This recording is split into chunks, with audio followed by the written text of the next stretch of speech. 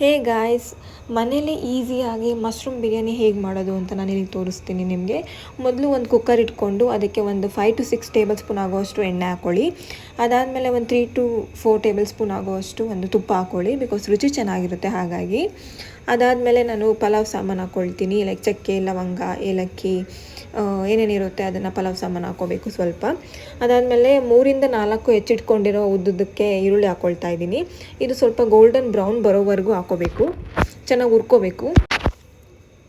ಅದಾದಮೇಲೆ ನಾನಿಲ್ಲಿ 2 ಪ್ಯಾಕೆಟಷ್ಟು ಮಶ್ರೂಮ್ ತೊಗೊಂಡಿದ್ದೀನಿ, ಸಣ್ಣ ಸಣ್ಣಗೆ ಹೆಚ್ಚಿಟ್ಕೊಂಡಿದ್ದೀನಿ. ಅದನ್ನು ಹಾಕ್ಕೊಂಡು ಸ್ವಲ್ಪ ನಾನು ಅರಿಶಿನ ಹಾಕ್ಕೊಳ್ತಾ ಇದ್ದೀನಿ. ಸೊ ಚೆನ್ನಾಗಿ ಮಿಕ್ಸ್ ಮಾಡ್ಕೊಳ್ಳಿ.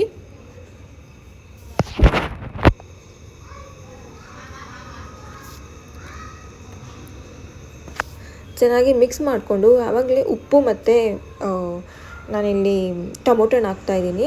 ಸೊ ಉಪ್ಪು ಹಾಕೋದ್ರಿಂದ ಸ್ವಲ್ಪ ಚೆನ್ನಾಗಿ ಮಶ್ರೂಮಲ್ಲಿ ಹಿಡ್ಕೊಳ್ಳುತ್ತೆ ಉಪ್ಪು, ಸೊ ಚೆನ್ನಾಗಿ ಟೇಸ್ಟ್ ಕೊಡುತ್ತೆ ಅಂತ. ಸೊ ಒಂದು ಟೊಮೊಟೊ ಹಾಕ್ಕೊಂಡಿದ್ದೀನಿ ನಾನು.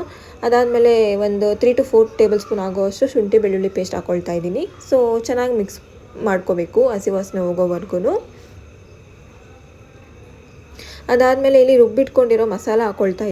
ಇಲ್ಲಿ ನಾನು ಈರುಳ್ಳಿ, ಟೊಮೆಟೊ ಮತ್ತು ಪಲಾವ್ ಎಲೆ ಸಾಮಾನು, ಸ್ವಲ್ಪ ಕೊತ್ತಂಬರಿ ಸೊಪ್ಪು, ಪುದೀನ ಸೊಪ್ಪು, ಸ್ವಲ್ಪ ಮೆಂತ್ಯ ಸೊಪ್ಪು ಎಲ್ಲ ಚೆನ್ನಾಗಿ ಹುರ್ಕೊಂಡು ಆರಿಸ್ಕೊಂಡು ಆಮೇಲೆ ನಾನು ರುಬ್ಕೊಂಡು ಇದನ್ನು ನಾನಿಲ್ಲಿ ಸೇರಿಸ್ಕೊತಾ ಇದ್ದೀನಿ. ಸೊ ಚೆನ್ನಾಗಿ ಹಸಿ ವಾಸನೆ ಹೋಗೋವರೆಗೂ ಚೆನ್ನಾಗಿ ಮಿಕ್ಸ್ ಮಾಡ್ಕೋಬೇಕು. ಅದಾದಮೇಲೆ ನಾನು ಇಲ್ಲಿ 2 to 3 ಟೇಬಲ್ ಸ್ಪೂನ್ ಆಗೋಷ್ಟು ಮೊಸರು ಹಾಕ್ಕೊಳ್ತಾ ಇದ್ದೀನಿ. ಸೊ ಮತ್ತೆ ಚೆನ್ನಾಗಿ ಮಿಕ್ಸ್ ಮಾಡ್ಕೊಳ್ಳಿ.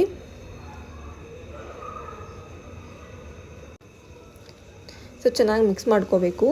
ಒಂದು 2 ರಿಂದ 3 ನಿಮಿಷ ಅದು ಕುದಿಯೋಕ್ಕೆ ಬಿಡಬೇಕು. ಅದಾದಮೇಲೆ ಇಲ್ಲಿ ನಾನು 1/4 ಟೀ ಸ್ಪೂನಷ್ಟು ಗರಂ ಮಸಾಲ ಮತ್ತು ಧನಿಯಾ ಪುಡಿ, ಚಿಲ್ಲಿ ಪೌಡರ್ ಹಾಕ್ಕೊಳ್ತಾ ಇದ್ದೀನಿ.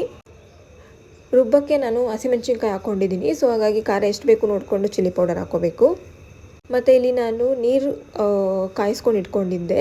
ನಾನು 4 ಲೋಟ ಅಕ್ಕಿ ತೊಗೊಂಡಿದ್ದೀನಿ, ಹಾಗಾಗಿ ನಾನು 8 ಲೋಟ ನೀರು ಹಾಕ್ಕೊಂಡಿದ್ದೀನಿ ಇಲ್ಲಿ. ಸೊ ನಿಮ್ಗೆ ಎಷ್ಟು ಬೇಕೋ ನೀವು ಅದ್ರ ಮೇಲೆ ಹಾಕ್ಕೊಳ್ಬೋದು. ನಾನಿಲ್ಲಿ ಸಣ್ಣ ಅಕ್ಕಿ ತೊಗೊಂಡಿದ್ದೀನಿ. ಸೊ ನಾನಿವಾಗ ನೀರು ಸ್ವಲ್ಪ ಕುದಿಯೋಕ್ಕೆ ಸ್ಟಾರ್ಟ್ ಆದಮೇಲೆ ನಾನಿಲ್ಲಿ ಉಪ್ಪು ಹಾಕ್ಕೊಳ್ತಾ ಇದ್ದೀನಿ.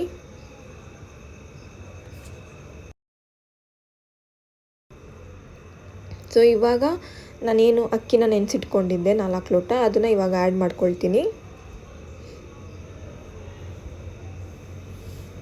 ಸೊ ಇವಾಗ ಅಕ್ಕಿ ಏನೇ ನೆನೆಸಿಟ್ಟಿದ್ದೆ ಅದನ್ನು ಆ್ಯಡ್ ಮಾಡ್ತಾಯಿದ್ದೀನಿ. ಸೊ ಒಂದ್ಸರಿ ಚೆನ್ನಾಗಿ ಮಿಕ್ಸ್ ಮಾಡ್ಕೊಳ್ಳಿ.